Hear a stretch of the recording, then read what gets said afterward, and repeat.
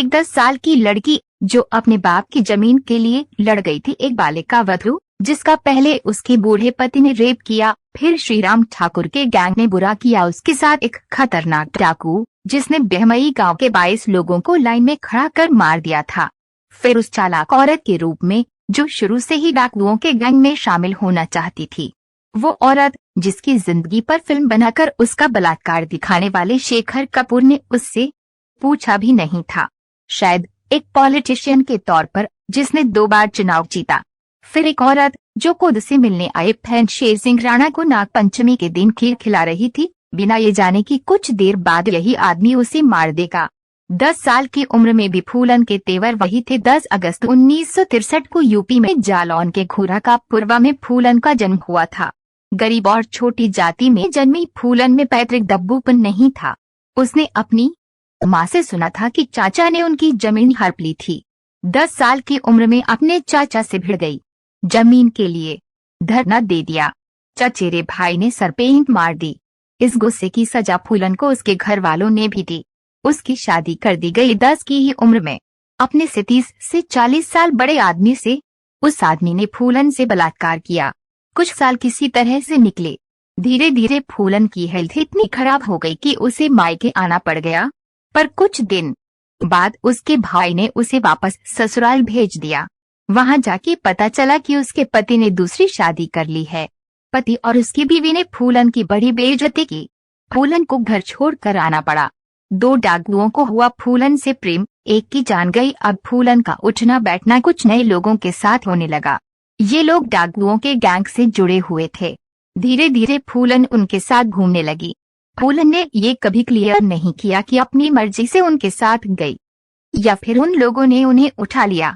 फूलन ने अपनी आत्मकथा में कहा, शायद किस्मत को यही मंजूर था। गैंग में फूलन के आने के बाद झंझट हो गई। सरदार बाबू गुज्जर फूलन पर आसक्त है।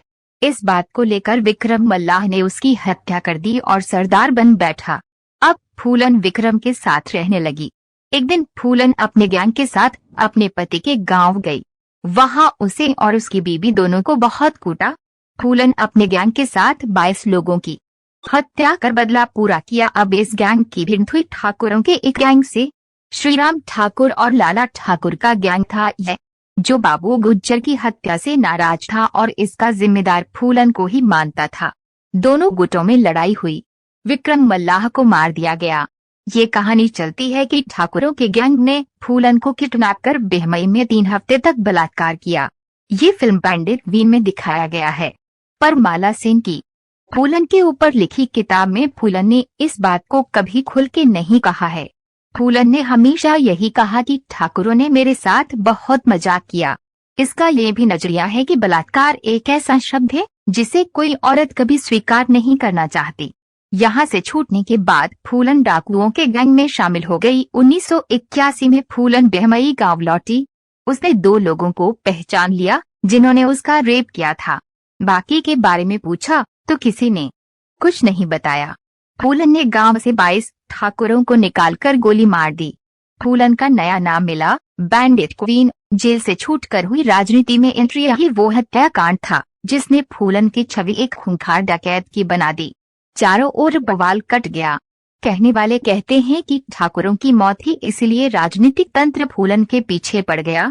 मतलब अपराधियों से निपटने में भी पहले जाति देखी गई। पुलिस फूलन के पीछे पड़ी। उसके सर पर इनाम रखा गया। मीडिया ने फूलन को नया नाम दिया बैंडिट क्वीन। उस वक्त देश में एक दूसरी क्वीन भी थी, प्रधानमंत्री इंदिरा गांधी। यूपी में एक राजा थे, मुख्यमंत्री वी.पी. सिंह। बेहमई कांड के बाद रिजाइन करना पड़ा था इनको। भिंड के एसपी राजेंद्र चतुर्वेदी इस बीच फूलन के गैंग से बात करते रहे। इस बात की कम कहानियां हैं, पर एसपी की व्यवहार कुशलता का ही ये कमाल था कि 2 साल बाद फूलन आत्मसमर्पण करने के लिए राजी हो गई। मध्य प्रदेश के मुख्यमंत्री अर्जुन सिंह के सामने उन पर 22 हत्या, 30 डकैती और 18 अपहरण के चार्जेज लगे। 11 साल रहना पड़ा जेल में। मुलायम सिंह की सरकार ने 1993 में उन पर लगे सारे आरोप वापस लेने का फैसला किया। राजनीतिक रूप से ये बड़ा फैसला था। सब लोग बुक्का फाड़ कर देखते रहे। 1994 में फूलन जेल से छूट गई। उम्मेद सिंह से उनकी शादी हो गई।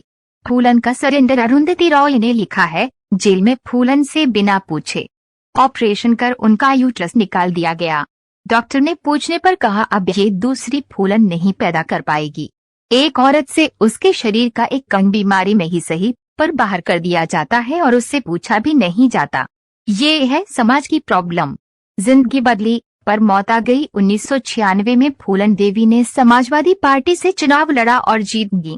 मिर्जापुर से सांसद बनी। चंबल में घूमने वाली अब दिल्ली के अशोका रोड के शानदार बंगले में रहने लगी। फूलन पार्लियामेंट में 1998 में हार गई, पर फिर 1999 में वहीं से जीत गई। 25 जुलाई 2001 को शेर सिंह राणा फूलन से मिलने आया। इच्छा जाहिर की कि फूलन के संगठन एकलौटे सेना से जुड़ेगा। खीर खाई और फिर घर के गेट पर फूलन को गोली मार दी। कहा कि मैंने बेहमई हत्याकांड का बदला लिया है। 14 अगस्त 2014 को दिल्ली की एक अदालत ने शेर सिंह राणा को आजीवन कारावास की सजा सुनाई। अपने कुल 38 साल के जीवन में फूलन की कहानी भारतीय समाज की हर बुराई को समेटे हुए है। कहीं ऐसा लग सकता है कि ये एक बलात्कार का नतीजा था, पर अरुंधति रॉय कहती हैं कि अगर बलात्कार फूलन देवी बनाता तो देश में हजारों फूलन देवियां घूम रही होती। ये पूरी मर्दवादी संस्कृति की पैदाइश है। जाति, जमीन, औरत, मर्द सब कुछ समेटे हुए है। फूलन देवी कैसे बनी डकैत? 20 साल की उम्र में फूलन को अगवा कर उसका बलात्कार किया गया। इससे पहले शादी के नाम पर भी वो कई साल से इसी पीड़ा को झेलती आ रही थी। पुलिस की मदद लेने का अंजाम वह पहले ही भुगत चुकी थी, सो इस बार उसने हथियार उठाने का फैसला कर लिया। आखिरकार 14 फरवरी 1981 को वो रात आ गई। कानपुर देहात में स्थित बेहमई गांव में एक शादी हो रही थी। फूलन अपने गैंग के साथ हथियारों से लैस होकर वहां पहुंच गई। फूलन और उसके गिरोह ने हथियारों के दम पर पूरे गांव को घेर लिया। फूलन देवी को गोली क्यों मारी गई? वह तब तक 13वीं लोकसभा में मौजूदा सदस्य थी। उसने कोर्ट में हत्या के अपने मकसद के बारे में जानकारी दी। उन्होंने कहा कि उन्होंने फूलन देवी की हत्या कर दी क्योंकि वे 1970 और 1980 के दशक में उनकी जाति ठाकुर के 22 पुरुषों की हत्या के लिए जिम्मेदार थी। 25 जुलाई 2001 को फूलन देवी की हत्या कर दी गई।